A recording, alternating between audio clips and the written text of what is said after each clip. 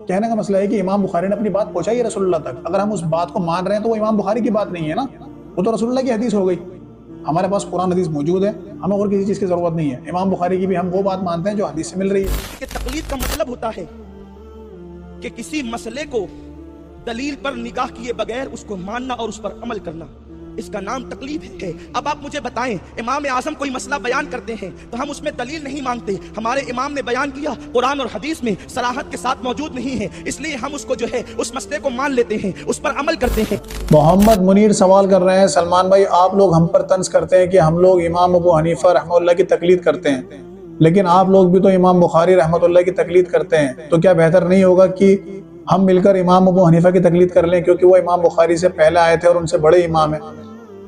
देखिए मेरे भाई, आपने जो सवाल करा ना उसके अंदर आपने हम पर इल्ज़ाम लगाया है कि हम लोग इमाम बुखारी की तकलीद करते हैं। ठीक है, अगर आपको तकलीद का मतलब पता होता तो आप कभी भी ये सवाल ना करते। तकलीद का मतलब पहले आप जान लें कि तकलीद किसे कहते हैं। तकलीद कहते हैं किसी की पैरवी करना आंखें बंद करके, यानी किसी शख्स को आप कहें, अपना आइडियल बनाएं कि भाई ये जो बात कह देगा इसकी मैं बात मान लूंगा। ठीक है, और इससे ये नहीं पूछूंगा कि ये बात उसने कहाँ से करी है, कुरान से करी है, हदीस से करी है, या किसी सहाबी का अमल देखा है। मुझे पूछने की जरूरत ही नहीं, मुझे गर्ज ही नहीं, बस इसने जो कह दिया मेरे लिए वो पत्थर की लकीर है, हरफ आखिर है।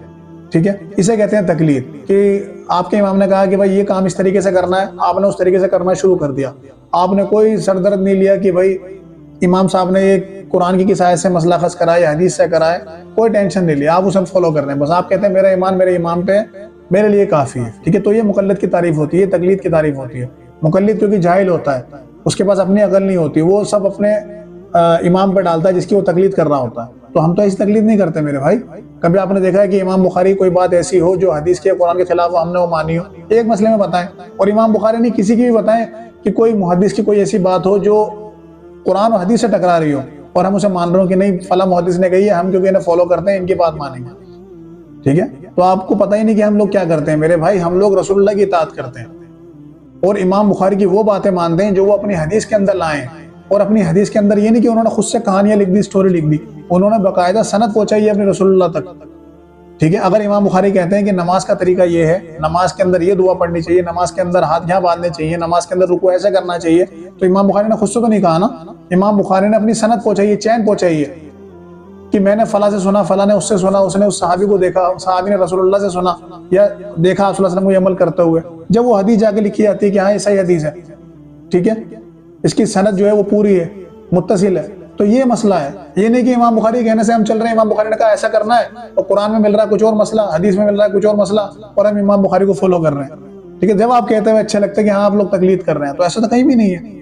तो अगर हम इमाम बुखारी के अंधे मुकल्लिद होते, उन्हें ब्लाइंडली फॉलो करते, तो उनकी हर बात को मानते। मसलन उन्होंने कोई सही बुखारी तो नहीं लिखी ना, और भी किताबें लिखी हैं। ठीक है, जैसे अल अदबुल मुफरद है, आदाब की किताब, उसमें देखा आप कितनी ज़ईफ़ हदीसें हैं जिसका हम खुद रद्द करते हैं कि भाई इसकी सनद सही नहीं है। ठीक है, चैन टूटी हुई है, या इसमें ये रावी ज़ईफ़ है, या इसमें ये रावी कज़्ज़ाब है, हम बताते हैं ना। अगर हम ब्लाइंडली फॉलो करते हैं हम तो कहते हैं नहीं भाई चाहे कुछ भी हो, इमाम बुखारी ने कह दिया, अपनी किताब में लिख दिया, हरफ आखिर है, पत्थर की लकीर है, हमें माननी है। ऐसा करते हैं? नहीं करते। ठीक है, तो कहने का मसला ये है मेरे भाई, ये इल्ज़ाम है कि आप कह रहे हैं कि हम इमाम बुखारी को ब्लाइंडली फॉलो करते हैं। ठीक है, लेकिन जो आपने कहा कि हम आप पे तंज करते हैं, तो तंज नहीं करते मेरे भाई, आपकी इस्लाह की कोशिश करते हैं कि आप समझ जाएं, क्योंकि हमारे बरक्स आप जो है वो ब्लाइंडली फॉलो करते हैं इमाम अबू हनीफा को। ठीक है, क्योंकि जो फतवा आपको मिल जाता है इमाम अबू हनीफा का कि फिक़ह हनफी में ये लिखा है, आप उसे मानते हैं। आपसे कोई कुरान के अंदर ये लिखा है, हदीस के अंदर ये लिखा है, आप कहते हैं हमें जरूरत ही नहीं। आपसे कहते हैं रफुल दैन करो, भाई हदीसें मौजूद है, सहाबा करते थे, आप सल्लल्लाहु अलैहि वसल्लम का आखिरी अमल भी है। ठीक है, सैकड़ों सहाबा से साबित है, हदीसें मौजूद है बुखारी मुस्लिम में, तिरमिज़ी में, अबू दाऊद में, सियासत्ता के सारे इमाम करते थे। आप कहते हैं हमारे इमाम ने मना कर दिया। तो कौन इमाम की अंधी तकलीद कर रहा है? हम कर रहे हैं या आप कर रहे हैं? ठीक है, दूसरी चीज जो आपने कही कि इमाम बुखारी बाद में आए, इमाम अबू हनीफा पहले आए, तो बेहतर होगा कि उन्हें फॉलो कर लिया जाए। देखिए मेरे भाई, पहले और बाद वाला मसला ही नहीं है।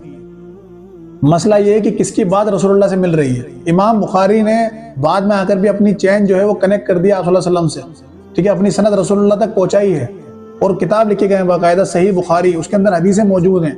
दुनिया के अंदर कुरान के बाद जो सुन्नत की किताब है, हदीस की किताब है, वो सही बुखारी है, इमाम अबू हनीफा की किताब नहीं है। ठीक है, आप देखें किसी भी आप न्यू मुस्लिम को आप कोई कोर्स देंगे पढ़ने के लिए, तो कुरान का तर्जुमा देंगे और हदीसें देंगे तो बुखारी मुस्लिम ही देंगे।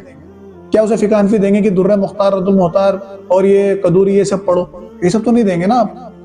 आप खुद जानते हैं कि कुरान के बाद किस किताब का दर्जा है। तो कहने का मसला है कि इमाम बुखारी ने अपनी बात पहुंचाई है रसूलुल्लाह तक। अगर हम उस बात को मान रहे हैं तो वो इमाम बुखारी की बात नहीं है ना, वो तो रसूलुल्लाह की हदीस हो गई। हमारे पास कुरान हदीस मौजूद है, हमें और किसी चीज की जरूरत नहीं है। इमाम बुखारी की भी हम वो बात मानते हैं जो हदीस से मिल रही है।